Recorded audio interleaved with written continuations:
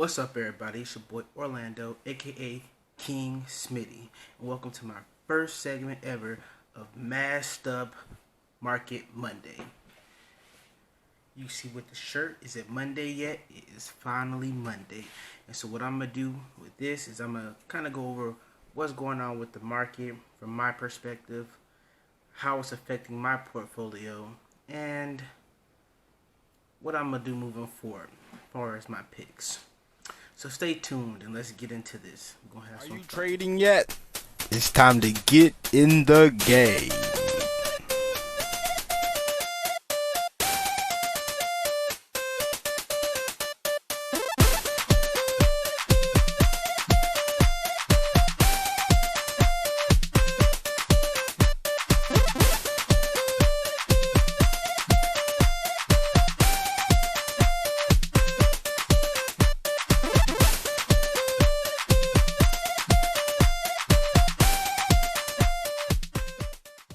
Welcome to my first ever Masked Up Market Monday. And I'm just going to give you just a little ideas of why the market is actually red today and kind of what's going on from my perspective in a sense. First, you have the Evergrande Chinese property giant. They make up at least 28% of the Chinese economy, and they are $300 billion in debt, and they're on the brink of default. They need to come up with $83.5 million by September 23rd for the March 2nd, 2022 bonds, and as well as $42.5 million by September 29th for their March 2024 bonds. A lot of banks and financial institutions are heavily exposed to market, the Evergrande exposed to them, shall I say. And so with this going on, this can really hurt the financials sector as well in China. Since if this is going down and this is a large part of their portfolio, it'll cause them to go down as well. So not only just hurting the real estate sector, now it's hurting the Chinese financial sector as well. And a lot of banks and financial institutions, if this is a large chunk of their portfolio, they could go down. This could be very bad for them. We're just kind of waiting and seeing exactly what's going to go on with them. And as far as the parent companies to Evergrande, if they are in debt and like a serious problem of defaulting, then the parent companies would probably have to do a major sell-off. And that major sell-off would now be hurting other sectors outside of the real estate sector and the financial sector now, because they're selling assets from different sectors just to cover this one company. So you can look up the Evergrande. They have been tanking, I think 80% this year. I think 11% last week or something like that. There's definitely a lot of stuff going on with them.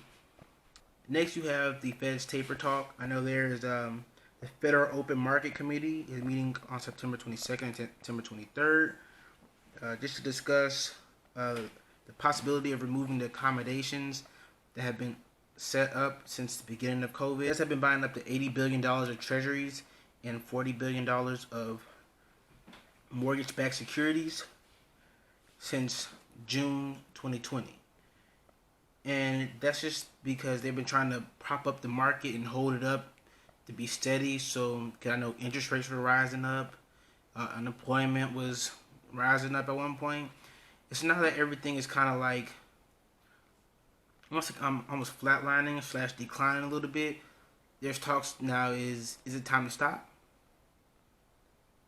Should the Fed stop buying these $80 billion worth of treasuries and $40 billion worth of mortgage buybacks? So that's what's going on the 22nd of September and the 23rd of September. And if they stop, there's fear that interest could shoot up and inflation can go up. And so it's got a lot of fear for the markets with that as well. Historically, for the stock market and investing in general,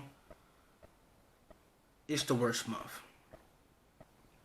Out of all 12 months, historically, September has been the worst. And we're in September. So we'll see if we can make it through this. And another thing is Is it time for another correction already? Will the whole overall market drop 5 to 10%? I don't think it's going to be a full-on crash, but is it time for a correction? Hopefully, maybe 5 to 7%. I think today it's already down like 2 to 3% the overall market, so it could be time for another correction.